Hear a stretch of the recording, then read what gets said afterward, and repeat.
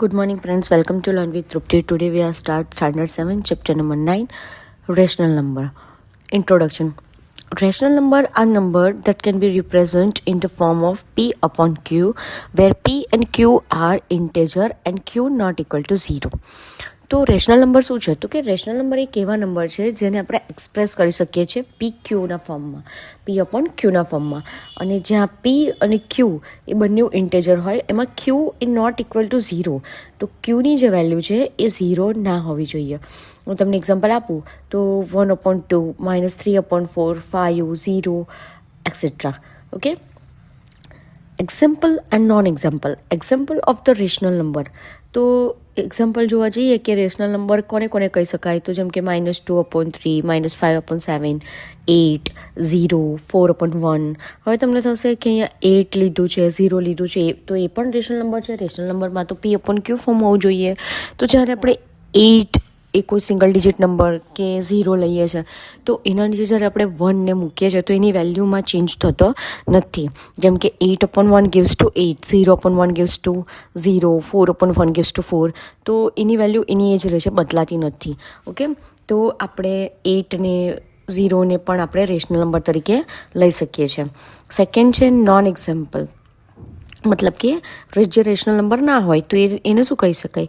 તો એને irrational number કહેવાય. જેમ કે -√2, પાઈ, √5. તો આ બધા જે છે એ ઇરેશનલ નંબર છે. તો આનાથી આપણને રેશનલ નંબર અને ઇરેશનલ નંબર કોને કહેવાય એનો ફરક ખબર પડી ગયો.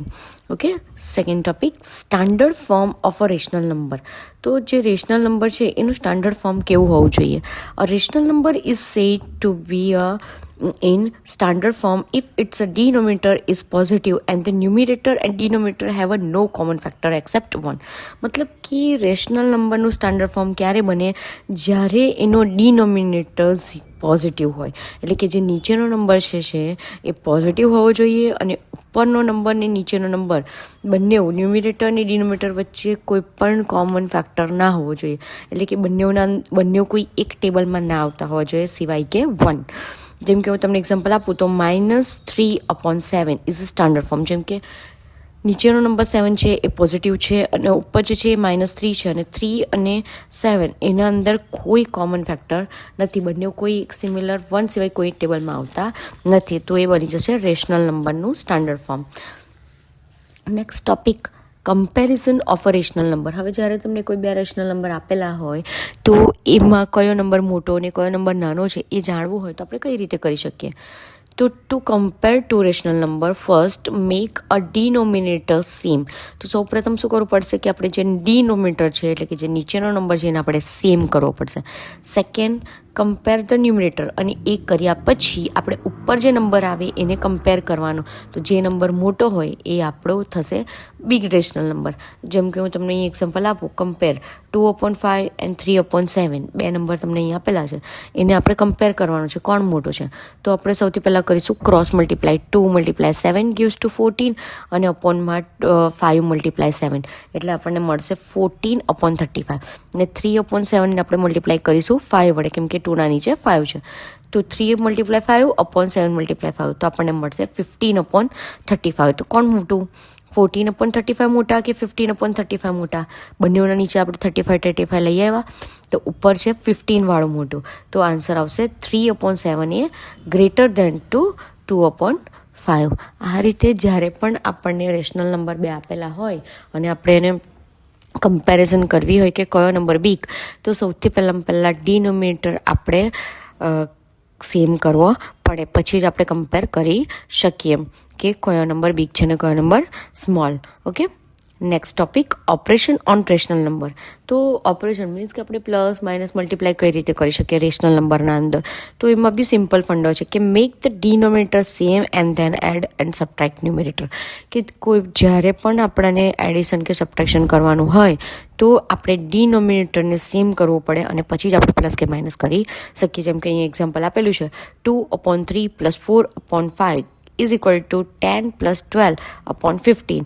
નીચેનો નંબર મેં સેમ કર્યો બંનેને 15 gives આન્સર 22/15. ઓકે, તો આ રીતે આપણે પ્લસ કરવો હોય તો પ્લસ, માઇનસ કરવો હોય તો માઇનસ કરી શકીએ. આ જ વસ્તુ મલ્ટીપ્લાયમાં નથી હોતી. Multiply numerator and denominator. મલ્ટીપ્લાયમાં એકદમ સિમ્પલ છે, ઉપરના નંબરનો ઉપર જોડે મલ્ટીપ્લાય, નીચેના નંબરનો નીચે જોડે મલ્ટીપ્લાય. જસ્ટ એક્ઝામ્પલ જોઈ શકો છો. 2/3 મલ્ટીપ્લાય 3/5. ઉપર કોણ છે તો કે 2 અને 3, તો 2 3 ઝા 6, અને નીચે કોણ છે 3/5, 3 અને 5, તો 3 5 ઝા 15 gives to 2/5. તો આ રીતે મલ્ટિપ્લિકેશનમાં સિમ્પલ ઉપરનો ઉપર મલ્ટીપ્લાય, નીચે મલ્ટીપ્લાય કરીને આપણે મલ્ટિપ્લિકેશન કરી શકીએ છીએ. Okay, next representation on number line. હવે અત્યાર સુધી આપણે નંબર લાઇન જોયું કે વચ્ચે 0, એક સાઈડ પ્લસ નંબર, એક સાઈડ માઇનસ નંબર આવે છે. આપણે નંબર લાઇન પર આ વસ્તુ સિમ્પલી રીતે શીખી ગયા છે. ઓકે, પણ જ્યારે રેશનલ નંબર હોય છે ત્યારે એને નંબર લાઇન પર રિપ્રેઝન્ટ કરવાનું. જેમ કે 1/2 છે, તો 1/2 એટલે તો એનું સિમ્પલી રીતે ડિવિઝન કરવાનું. તો કે 1/2 ને આપણે ડિવાઈડ કરીએ તો શું આવે? ઓકે, તો 0.5 આવશે. તો એ કોના વચ્ચે આવે? તો કે 0.5 એટલે 0 અને 1ના વચ્ચે. તો એ કયા બે નંબરની વચ્ચે આવી શકે? તો 0 અને 1ના વચ્ચે. એવી રીતે negative rational number lies on two left of 0. તો જે માઇનસ નંબર છે એ 0ની ડાબી બાજુએ આવે. તો આ રીતે આપણે એને નંબર લાઇન પર રિપ્રેઝન્ટ કરી શકીએ છીએ ડિવિઝનના માધ્યમથી. Okay, summary. Rational number are of the form P/Q where Q not equal to 0. તો કે રેશનલ નંબર શું છે? તો કે રેશનલ નંબર એ PQ ફોર્મમાં હોય છે અને એને આપણે 0, Qને 0 હોવું ના જોઈએ, તો એ રેશનલ નંબર કહેવાય. Every integer is a rational number, કે દરેક ઇન્ટેજર એ રેશનલ નંબર જ છે. Rational number can B positive or negative. હા, જરૂરી નથી કે રેશનલ નંબર પોઝિટિવ જ હોય, નેગેટિવ પણ હોઈ શકે. They can compare and represent on number line. તો કે જે રેશનલ નંબર જે છે એને આપણે નંબર લાઇન પર બતાવી શકીએ છીએ. We can perform all basic operation on ધેમ. તો જેવી રીતે આપણે નોર્મલ 1 થી 100 નંબર હોય આપણા પાસે, તો આપણે પ્લસ માઇનસ મલ્ટીપ્લાય ડિવિઝન કરી શકીએ છીએ. તેવી જ રીતે રેશનલ નંબરને પણ આપણે અલગ અલગ ઓપરેશન્સમાં લાવી શકીએ છીએ. આપણે એના માટે પ્લસ માઇનસ મલ્ટીપ્લાય ડિવિઝન બધું કરી શકીએ છીએ. જેના માટે જે નિયમ, જે ફોર્મ્યુલાઝ જોઈએ એ હું અહીંયા તમને ઇન્ટ્રોડક્શનના અંદર સમજાયા છે.